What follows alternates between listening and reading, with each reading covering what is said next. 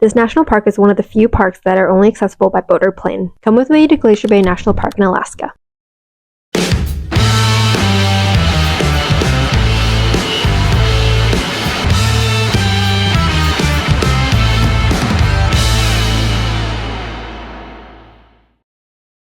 Hi guys, welcome to another day in my quarter life gap year. It's day 9 of my quarter life gap year, so first things first, we have to take a flight from Juneau, Alaska to Gustavus, Alaska. This was a commercial flight on Alaska Airlines, and literally it was the fastest flight I've ever been on. We took off, was in the air for like 5 minutes, and then the pilot was already telling the flight attendants to take a seat because we were about to land. I think overall we were in the air for like 15 minutes. But unless you're on a cruise ship, this is the only way you can get to Glacier Bay National Park because there are no roads connecting to it.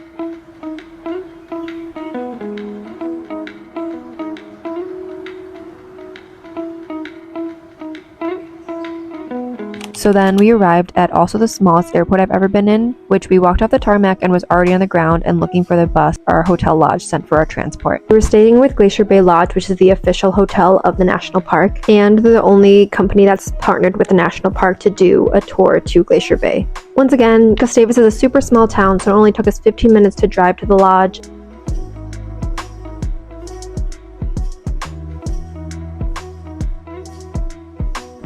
And we checked in, here's our room. We hung out in the lobby that night, got a drink, got dinner, because there's actually no cell service at all. The Wi-Fi didn't even reach our room, so we had to just hang out in the lobby.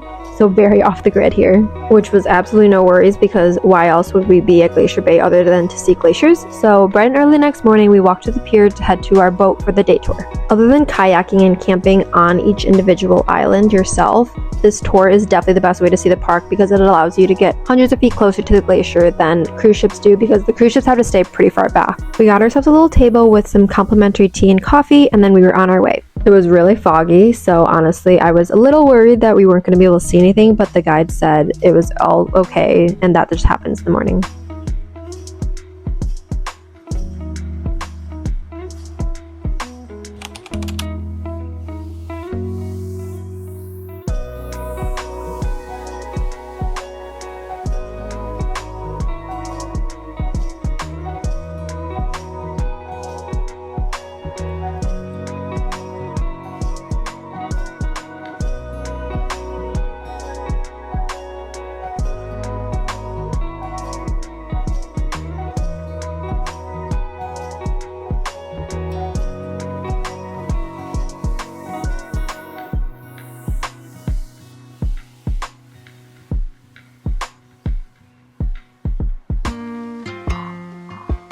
And then before we knew it, our first annual sighting is puffins. So excited. I've never seen puffins before in my life. These ones are the horned puffins. Adorable. I love them.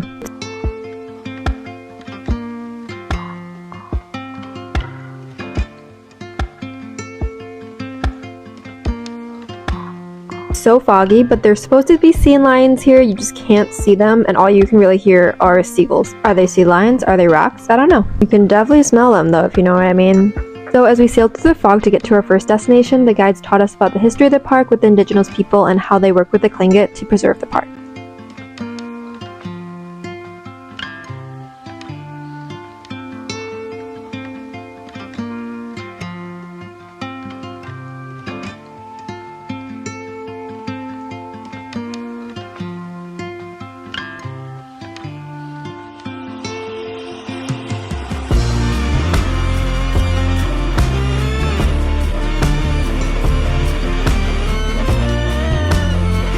And on we go. And basically on the way to the glacier, we just kind of yell out if we see an animal so everyone can see it. Like we saw this sea otter floating by.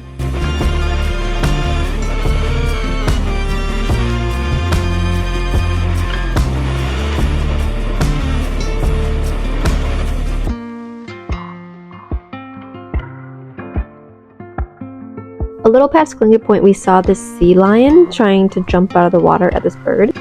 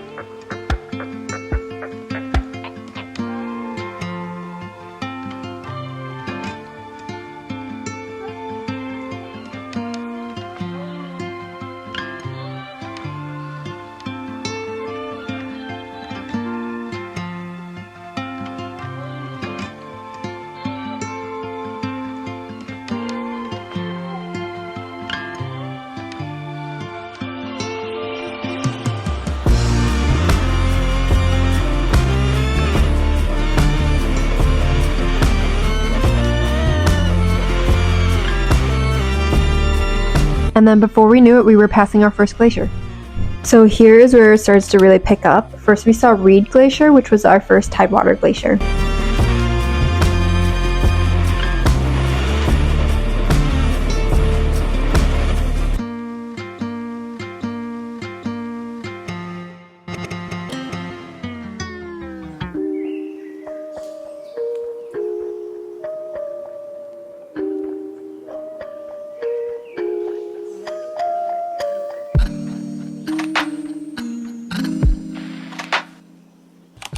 And then not long after that, we passed by Lampu Glacier, which is fed by the same ice field that Reed Glacier is. There are definitely more prominent glacier cliffs in Lampu that really show how tall these chunks of ice are.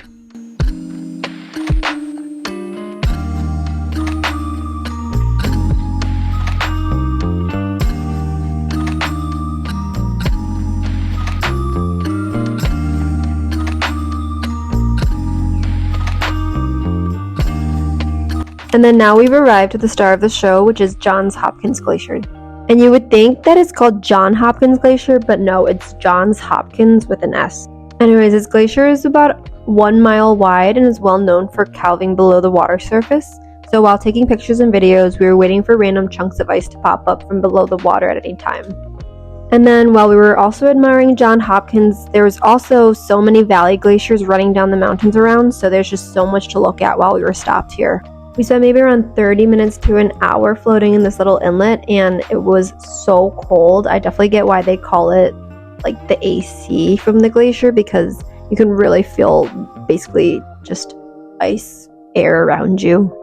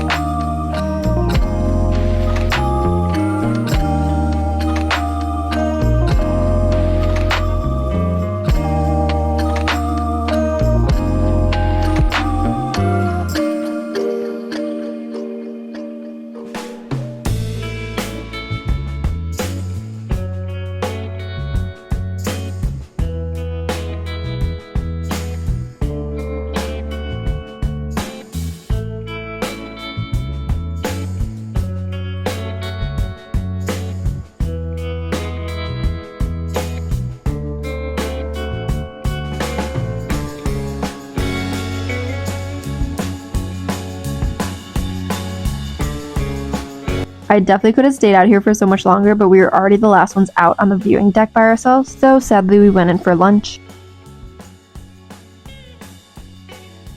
They took one of the Bergie boys in from the water, which is just a piece of ice that fell off the glacier. And then we sailed back out the way we came down Glacier Bay, so we passed all the same glaciers that we saw before, but in better lighting because the sun came out.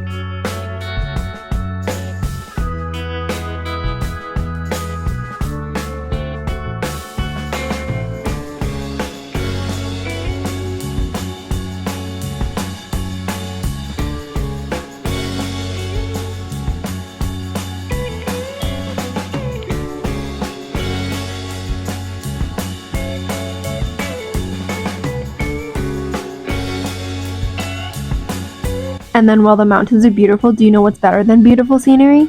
A huge family of otters floating by. Look at all of them!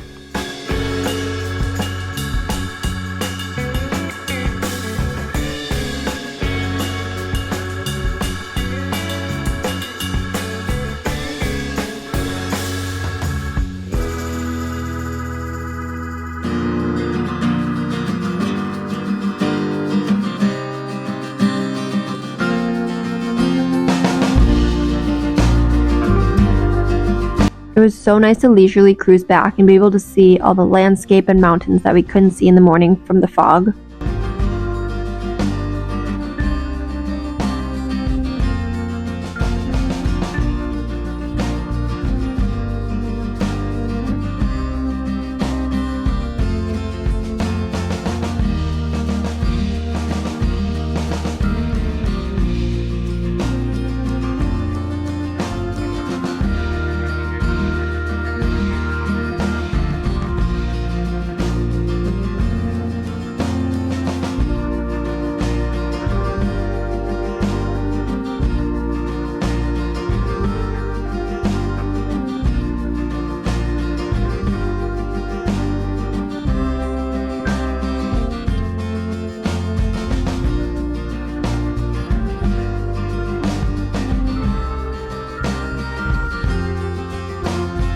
And before we knew it, 8 hours had flown by and we're already almost back, but not before we were able to see 2 more sea otters as our goodbye.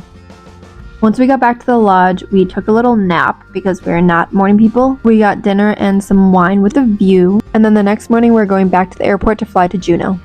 The Gustavus airport is literally just one room, and then you pretty much can't go into the airport until you board, and so we just waited on the bus because it was raining.